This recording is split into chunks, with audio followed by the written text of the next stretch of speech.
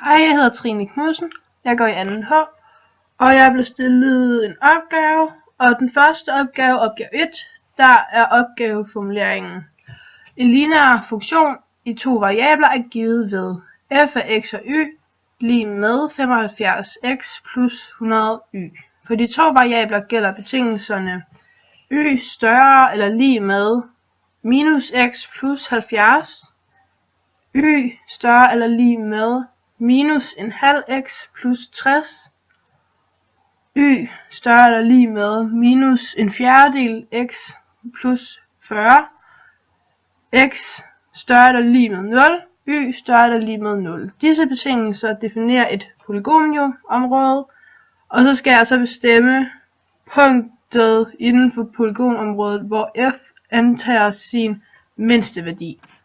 Først vil jeg have skrevet betingelserne ind, så at jeg kan have det sat ind til et polygonområde, og det gør jeg så nu.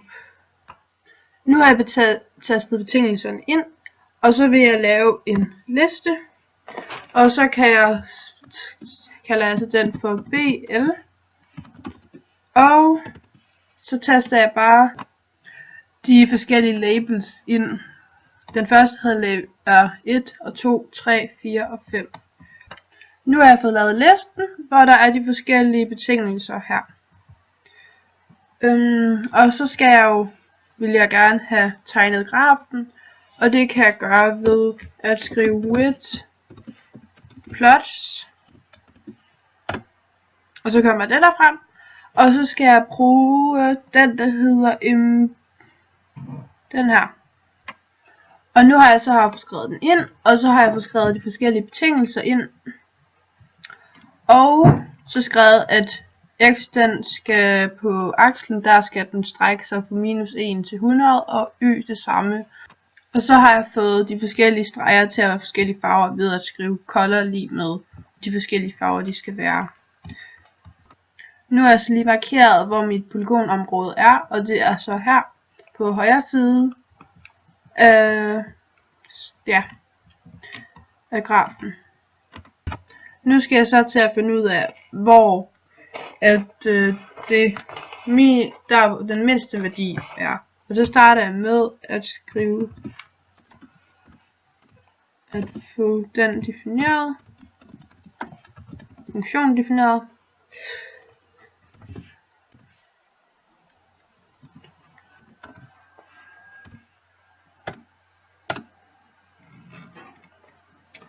Og så skal jeg bruge noget, der hedder width optimization. Og der skal jeg så bruge den, der hedder minimize.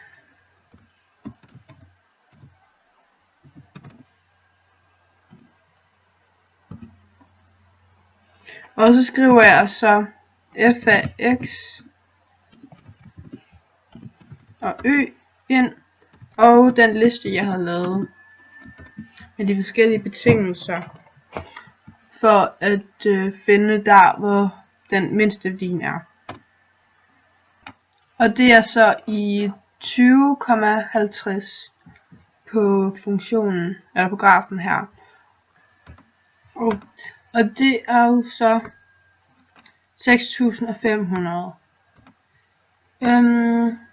Ja. Og så har jeg så sat 20 og 50 ind på x og y's plads i funktionen f, og det giver så også 6.500. Og så vil jeg jo gerne have tegnet den niveaukode ind på grafen her. Så jeg har kopieret implicit plot, og så har jeg skrevet funktionen ind, f af x og y lig med 6.500. Og så har jeg så gjort alle de andre streger til rød, hvor niveaukoden så er blå.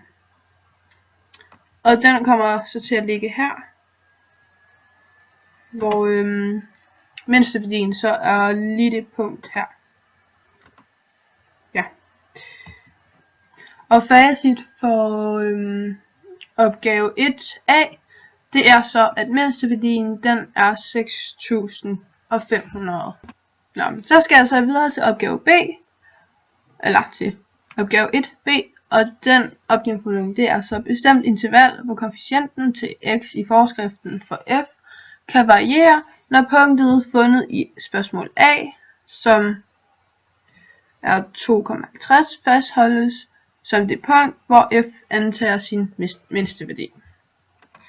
Og det første jeg så vil gøre, det er, at jeg kan se heroppe, at den ligger imellem begrænsningen, der hedder y større eller lig med minus x plus 70, og y større eller lig med minus en halv x plus 60. Og da de gerne i opgaven vil have mig til at flytte på hældningen, så er det A. Jeg skal finde ud af, hvor meget den må falde, og hvor meget den må vokse imellem de to linjer. Ja. Og det som man kan se, det er jo, at den må ikke komme under minus en halv. Der skal den jo så enten være større eller lig med, og det er jo så over 100, og så skal den så være mindre eller lig med minus 1. Det første jeg starter med at gøre, det er at prøve at løse uligheden, de to forskellige, der er minus en halv mindre eller lig med minus a og divideret med 100, og minus a divideret med 100 mindre eller lig med minus 1. Og så starter jeg så med minus en halv, og det hedder jo minus en halv mindre eller lig med minus a over 100. Og så det første jeg gør, det er så at gange for at få a divideret med 100 væk. Så ganger jeg a på begge sider, så den kommer til at hedde minus en halv gange a mindre eller lig med minus 100. Og efter det, for at få a til at stå alene, så dividerer jeg minus en halv på begge sider. Og det resulterer så også i, at jeg skal vende uligheden. Og så kommer den til at hedde a større eller lig med minus 100 divideret med en halv. Og det giver så a. Det giver så a større eller lig med 200. Det var så den første, og det så betyder, at a den må falde med minimum 200, før at man skal til at lave noget om med nogle beregninger for, hvor meget der skal laves af de forskellige ting. Hvis det nu var en virksomhed, som havde bestemt, at de skulle lave det et bestemt antal for at få den mindste, for ikke at skulle bruge så mange penge, og den så bliver ændret, så skal de have ændret det hele. Og så vil jeg finde ud af, hvor meget a må vokse, og der gør jeg jo bare det samme med at sige minus 100 mindre eller lig med minus 1 gange a. Og så vil jeg jo gerne have a til at stå alene, så jeg dividerer minus 1 på begge sider, så det kommer til at hedde minus 100 divideret med minus 1. Og så skal jeg vende uligheden, og større eller lig med a.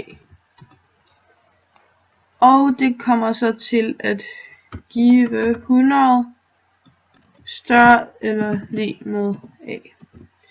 Og det betyder så, at A den må vokse med maks 100, før det skal omlægges. Og så kan jeg jo skrive, at der hvor den må vokse og aftage, det er i intervallet 200, hvor 200 ikke er med, til 100, hvor 100 heller ikke er med. Og jeg har ikke taget den med, da hvis jeg tog den med, så hvis den bare faldt med 200, så ville den være det samme som den her afgrænsning. Og så ville det være lige meget hvor på den afgrænsning, at den kom, fordi så ville det være det samme minimum. Så det ville ikke give nogen mening, hvis man tog dem med. Men det har jeg i hvert fald valgt ikke at gøre. Nu skal jeg så i gang med at lave opgave 2. Og opgaven der hedder et polynomium P er bestemt ved forskriften P af x lig med x i tredje minus 4x i anden plus 3x. Dette polynomium kan blandt andet beskrive til følgende analysepunkter: nulpunkter, fortegnsvariation, monotoniforhold, ekstrema og krumningsforhold. Og så skal jeg jo så beskrive P ved hjælp af 2 analysepunkter. Og der har jeg så valgt 0 punkter og ekstreme. Og jeg vil så først starte med at finde nulpunkterne for den her forskrift. Og for at gøre det, så sætter jeg jo bare forskriften her lige med 0. Fordi det er der, hvor at x er lige med 0. Og det er jo også der, hvor nulpunkten er. Så jeg solver og scorer 0 lige med x i tredje minus 4x i anden plus 3x. Og så siger jeg lige, at det er komma x for at sige, at det er x, den skal finde. Og nulpunkterne, det er så 0, 1 og 3, hvor grafen, den skærer i x. Og der kan jeg så lige skrive, at x er lige med 0, x er lige med 1, og x er lige med 3. Og det var så nulpunkterne. Nu vil jeg så regne ekstrema. Og først så har vi jo den originale funktion, som er p af x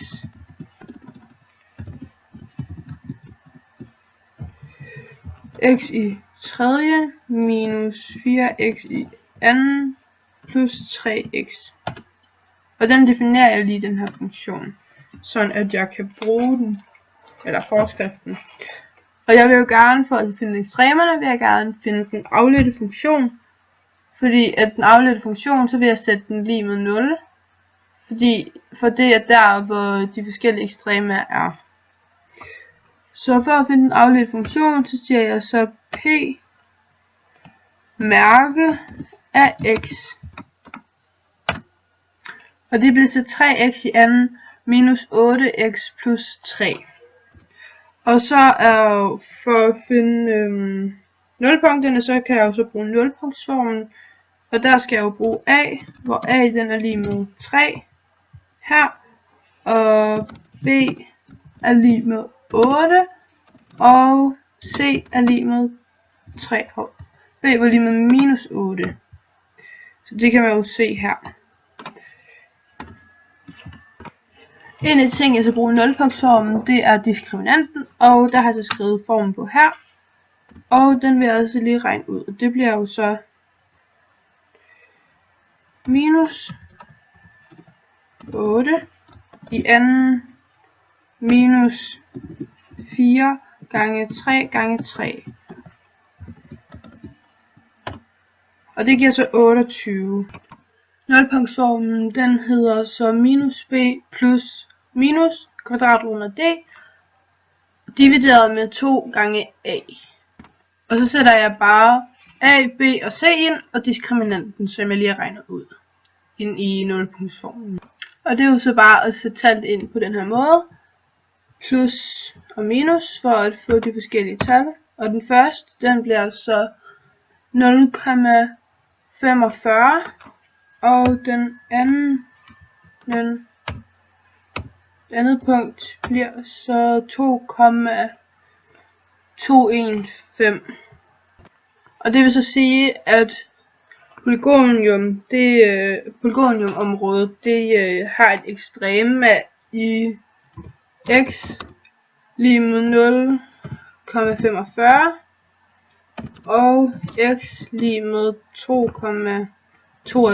runder lige op for de der stod 5 bag ved 1. Nu skal jeg så til opgave 2b, og den hedder så tegn grafen for polygonet P og markere på grafen de fundne resultater i spørgsmål A.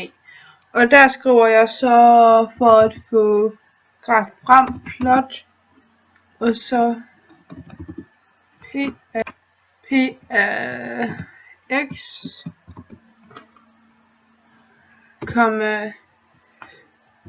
x lige med minus 5 til 5, og y lige med minus 5 til 5. Og så vælger jeg så, at det skal være nogle bestemte farver. Og den vil jeg så gerne have til at være blå. Sådan. Og så kan jeg altså se, at det første jeg regnede ud, det var nulpunkterne. Og der kan jeg altså se, at den første nulpunkt, det er i 0, som jeg også fik det til. Og det andet, det er så i 1, hvis jeg så lige får gitter på. Lige der i 1, for jeg også fik regnet ud. Og det tredje nulpunkt, det er så i 3. Og så var der de to ekstremer. Der er det så en, hvor den er i x lige med 0,45, og det passer jo meget godt. Og den anden 2,22, den er lige der, og det passer også godt. Så jeg så lige markeret det sådan lidt tydeligere. Altså x lige med 0 for 0 punkt, x lige med 1, x lige med 3 og x ekstrema i 0,45, som jeg har stiplet op fra x-aksen, og x lige med 2,22, som der ses tydeligt der. Det var så de to opgaver, jeg skulle have lavet, og ja, så er der ikke så meget mere, og jeg er færdig.